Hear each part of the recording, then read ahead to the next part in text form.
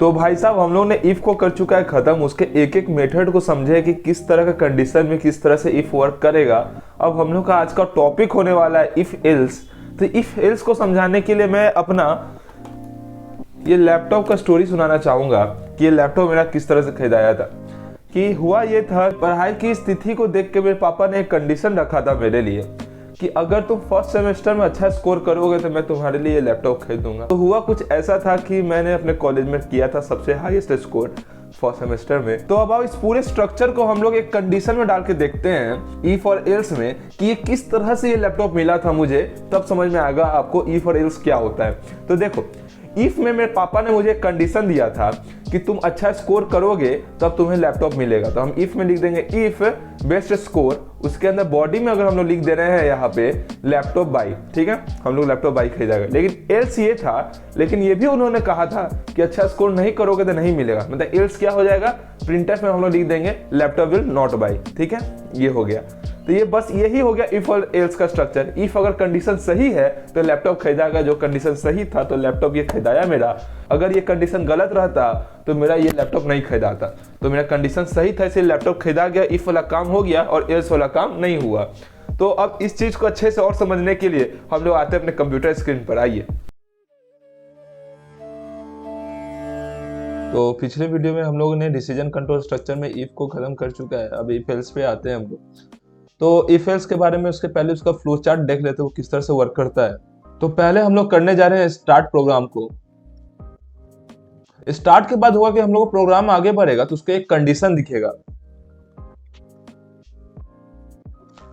अब मेरे साथ ये होने वाला है कि मानो ये कंडीशन हो जाएगा यहाँ इधर से ट्रू। अगर ये कंडीशन ट्रू हुआ तो इधर ये जाएगा, और ये कंडीशन अगर फॉल्स हुआ तो इधर ये जाएगा। तो ट्रू होने पे ये होने वाला है, हम लोग का स्टेटमेंट 1 फॉलो होगा इसके बाद, ठीक है। अगर ट्रू हुआ कंडीशन तो स्टेटमेंट 1 फॉलो होगा। अगर मेरा फॉल्स हुआ तो क्या होगा, और आगे मानो मेरा ये इफ और एल्स के कहानी के बाद भी और कोई स्टेटमेंट रहा तो वो क्या करेगा कि उस स्टेटमेंट पे अब काम कर देगा अपना। अगर फॉल्स होके भी आ रहा है तो वो स्टेटमेंट के बाद यहां पे काम करेगा इस पर, ठीक है। अब हो सकता है कि इसके बाद मेरा स्टेटमेंट खत्म हो जाए और यहाँ पे मेरा एंड हो जाए। अब मेरा इस तरह से फ्लो चार्ट काम कर रहा है। इसको देख लो कि मेरा प्रोग्राम यहाँ से स्टार्ट हुआ, शुरू वहां से हो रहा है। उसके बाद उसको यहाँ पे कंडीशन मिला, ठीक है, यहाँ पे इसको एक कंडीशन मिला, ठीक है। अब हुआ कि ये कंडीशन चेक करने पे उसको पता चला कि मेरा कंडीशन ट्रू है, मतलब यहाँ पे ये इफ का काम कर रहा है। ट्रू है तो यहाँ पे इफ का काम कर रहा है। ट्रू है तो मेरा कंडीशन इस तरह से जाएगा, ये स्टेटमेंट को फॉलो करेगा और ये स्टेटमेंट पे काम करेगा। लेकिन कुछ ऐसा हो जाए कि मेरा ये कंडीशन गलत हो जाए तो यहाँ पे ये इधर से एल्स का काम करेगा, ठीक है। तो एल्स का काम करेगा तो ये इस तरफ से जाएगा और इस स्टेटमेंट पे काम करेगा, ठीक है। लेकिन जब हम लोग का इफ ट्रू था तो वो इफ ही की तरफ से आएगा। लेकिन जब इफ मेरा फॉल्स हो जाएगा तो इस तरफ से आएगा। समझे बात को, या तो ये इस तरफ से जाएगा या तो ये इस तरफ से जाएगा, सीधा बात है। तो इफ से आया, अगर देखा कि आगे ये एक और स्टेटमेंट है तो पहले इस पे भी काम कर लेगा, उसके बाद ये, फिर उसके बाद वो अपना प्रोग्राम को एंड कर लेगा। अब लेकिन मानिए मेरा वो कंडीशन ही फॉल्स था तो एल्स के तरफ से आया, इस स्टेटमेंट पे काम किया और इसके बाद वो स्टेटमेंट नंबर 3 पे आया और तब यहां से ये एंड किया, ठीक है। इस छोटा सा डायग्राम को हम लोग समझ लिए। आपको मन है कि इसको एक बार फ्लो चार्ट को लिखने का तो लिख सकते हो, वो शानदार फ्लो चार्ट है। तो सिंटेक्स हम लोग का कुछ इस तरह से काम करेगा कि देखिए पहले हम लोग का रहेगा इफ, उसके अंदर रहेगा हम लोग का कंडीशन। अगर ये कंडीशन में ट्रू हो जाता है तो इसके अंदर में जो बॉडी रहेगा, लिख देते हैं हम बॉडी ऑफ इफ, ये काम करेगा, ठीक है। अगर ऐसा हो कि ये कंडीशन मेरा फॉल्स हो जाए तो क्या होगा, एल्स में उसके बॉडी पर काम करेंगे उसके बाद। तो ये हम लोग का कंडीशन हो गया। मतलब ये हो गया कि मेरा इस पैरेंथेसिस से लेके इस पैरेंथेसिस तक मेरा इफ काम करने वाला है। अगर मेरा कंडीशन फॉल्स हो जाता है तो इस पैरेंथेसिस से लेके इस पैरेंथेसिस तक मेरा एल्स काम करने वाला है, ठीक है। ये बात समझ गए। ये छोटा सा बात था। अब इसका प्रोग्राम बना के हम लोग समझते हैं कि एक चीज को छोटा छोटा तोड़ तोड़ के कि वो किस तरह से काम करेगा, तो आपके लिए बहुत ईजी रहेगा उसको समझना। आइए, तो चलो अब हम लोग एक प्रोग्राम बनाते हैं जिसको हम लोग इवन और ऑड बनाएंगे उसमें, ठीक है। तो इवन और ऑड बनाने के लिए हमको दो चीज जानना होगा कि एक होता है हम लोग का डिवाइड और एक होता है हम लोग का मॉड्यूलस, ठीक है। इसके बारे में हम लोग पढ़ चुके हैं ऑपरेटर में क्या होता है। तो इसमें वर्क किस तरह से करता है कि मानो हम लोग किसी एक नंबर को के से डिवाइड कर रहे हैं या किसी एक नंबर का मॉडुलस निकाल रहे हैं के से, तो क्या आएगा। तो अगर एन को डिवाइड करें के से तो हम लोग का क्वेश्चन आएगा। अगर वही एन को हम लोग डिवाइड मॉडुलस निकाल रहे हैं के से तो हम लोग का रिमाइंडर आएगा, ठीक है। तो ये किस तरह से वर्क करता है इसको समझो। एक छोटा सा एग्जांपल ले लेते हैं, 9 डिवाइडेड बाई 2 और लिख देते हैं एक 9 मॉडुलस 2, ठीक है। तो ये निकालना है मेरे को। तो क्या करना है कि हम लोग 9 लेंगे, उसको डिवाइड करवा देंगे 2 से और उसमें क्या होगा 4 टाइम्स में ये कटेगा, 8 होगा और 1 रिमाइंडर आएगा मेरा। मतलब यही कि हम लोग डिवाइड हो रहा था हम लोग का क्वोशिएंट लिखा रहा है और हम लोग को मॉडुलस निकालना हो तो रिमाइंडर लिखते हैं। मतलब हम ये कहना चाह रहे हैं कि कोई एक रैंडम नंबर और ले लो, 68 को हम लोग डिवाइड करते हैं 2 से और 68 को हम लोग मॉडुलस निकालते हैं 2 से, ठीक है। हम ये कहना चाह रहे हैं क्या करो कि 68 को हम लोग डिवाइड करते हैं 2 से और उसका मॉड देखते हैं कि रिमाइंडर और क्वोशिएंट क्या आता है। 3 टाइम में हम लोग उसको कट करते हैं तो 6 होगा और 8 हो जाएगा मेरा, 4 टाइम्स में कट हो जाएगा तो ये कैंसिल हो जाएगा। तो 34 मेरा यहाँ पे आंसर हो जाएगा और यहाँ पे हो जाएगा 0, ठीक है। तो ये 0 हो गया। तो हम लोग ये भी जानते हैं कि इवन के लिए कॉन्सेप्ट ये होता है हम लोग का कि वो नंबर 2 से डिवाइड होना चाहिए। कोई भी नंबर जो 2 से डिवाइड हो रहा है वो मेरा इवन हो जाता है। सीधा बात हम लोग ये जानते हैं। तो इसी पे ये काम करता है हम लोग का कि हम लोग को 2 से डिवाइड होने का मतलब क्या हो रहा है कि रिमाइंडर मेरा 0 होना चाहिए कोई भी नंबर। एक और नंबर ले लेते हैं हम लोग 83, ठीक है 83 लेते हैं, उसको 2 से डिवाइड करते हैं हम लोग। 2 से डिवाइड किए और उसको मेरा 4 टाइम्स में ये कट होगा 8 और 3 हो जाएगा मेरा 1 टाइम्स में 2, तो 1 है। ये 1 आ गया। यहाँ पे हम लोग का मॉडुलस क्या जा रहा है, मतलब 83 मॉडुलस 2 मेरा इक्वल टू है 1 का, इक्वल टू है 1 के। जब इक्वल टू 1 के है तो इसका मतलब क्या हो जा रहा है मेरा, सिंपल सा बात है कि इसका मतलब ये हो जा रहा है कि मेरा ये नंबर इवन नहीं है। तो इवन नहीं है तो ये नंबर क्या है, ये नंबर मेरा ऑड है। सीधा बात है। तो ये हम लोग सिंपल सा बात समझ रहे हैं। तो यही कॉन्सेप्ट को हम लोग बिल्ड करना है कि मैं बात को समझो फिर से कि हम लोग को अगर कंडीशन लिखना होगा कि हम लोग कैसे बताएंगे ये नंबर इफ है, तो वो नंबर जब मेरा मॉडुलस निकालने पे मतलब रिमाइंडर निकालने पर 2 से डिवाइड करने पर अगर 0 आ रहा है तो ये नंबर मेरा इवन है, नहीं तो वो नंबर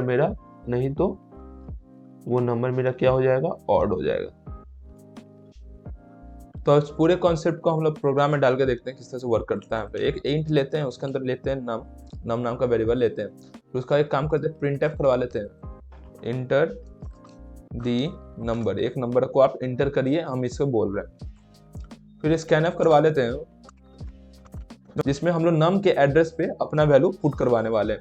अब उसके बाद यहाँ से हम लोग का इफ और एल्स का कहानी शुरू करते हैं। हम लोग इफ में क्या बोल रहे हैं कि मेरा नम जो है वो मॉडुलस है 2 के और इक्वल टू हो जा रहा है 0 का। मतलब ये हो रहा है उसमें कि हम लोग इसमें प्रिंटफ करवा देंगे कि यहाँ पे ये हो गया इवन, ठीक है, मेरा ये हो गया इवन, बस सिंपल सा बात। और उसके बाद हम लोग चाहते तो यहाँ पे एल्स करवा सकते हैं और चाहते क्या करना ही हम लोग को अभी ऑड पता करना है, तो प्रिंटफ में हम लोग लिख देंगे ऑड, ठीक है। अब इसको हम लोग करते हैं सिंपल सा छोटा सा प्रोग्राम, इसको रन करके देखते हैं।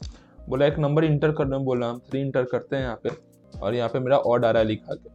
तो ये बात समझे हम लोग कि ऑड क्यों आ रहा है, ठीक है। और एक बार फिर से इसको हम लोग रन करते हैं और अब हम इसमें वैल्यू पुट कर देते हैं 54, तो अब मेरा आ जाएगा इवन। तो इवन आया। तो ये किस तरह से वर्क कर रहा है इसको समझो एक एक करके कि यहाँ पे कुछ हो ऐसा रहा है कि हम लोग यहाँ पे एक नंबर ले लिए हैं इंट टाइप का, ठीक है। फिर उसमें हम लोग ये डिस्प्ले करवाएंगे, तो ये हम लोग का पहला चीज डिस्प्ले हुआ 1, ठीक है। फिर उसके बाद हम लोग वैल्यू पुट कर दिए, तो दूसरा काम ये भी हुआ 2, ठीक है। उसके बाद हम लोग इफ में काम करते हैं। इफ में क्या बोला है कि नम मॉडुलस 2 इक्वल टू 0। मतलब इफ में बोल रहा है कि नम मेरा हम लोग क्या लिए थे पहले 3, यहाँ पे 3 लिए थे ना, हाँ देखो यहाँ पे 3 लिए थे। तो यहाँ पे 3 मॉडुलस 2 इक्वल टू मेरा क्या होगा 1 होगा। डाउट हो रहा डिवाइड करके देख लो, 2 से 3 को डिवाइड किए तो एक बार में हुआ यहाँ पे 2 आया और यहाँ पे 1 रिमाइंडर बच गया मेरा। तो ये मेरा मॉडुलस में आ गया, तो यहाँ पे 1 आया।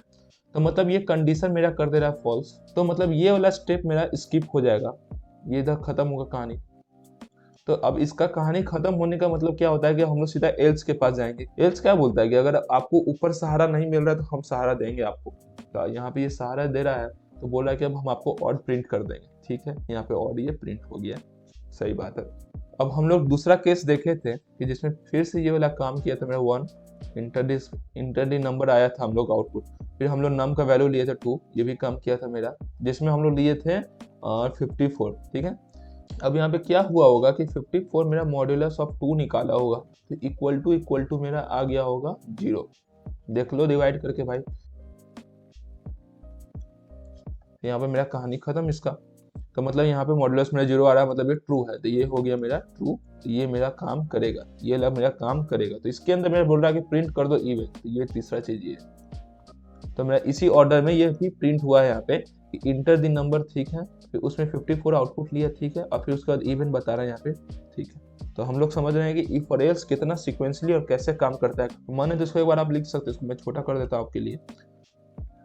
तो ये हम लोग का सिंपल सा ऑड और इवन का एक प्रोग्राम हो गया, जिसमें हम लोग इफ और एल्स का एक छोटा सा कॉन्सेप्ट को समझ लिए और फिर कुछ समझाते हैं आपको। आइए, तो हम लोग करने ये जा रहे हैं कि हम लोग अब सोचते हैं कुछ कंडीशन क्रिएट करके देखो कि क्या होता है। ठीक है, तो एक काम करते हैं कि हम यहाँ पे लिखते हैं पहले प्रिंट एफ, और यहाँ पे लिख देते हैं चलो काम हो गया।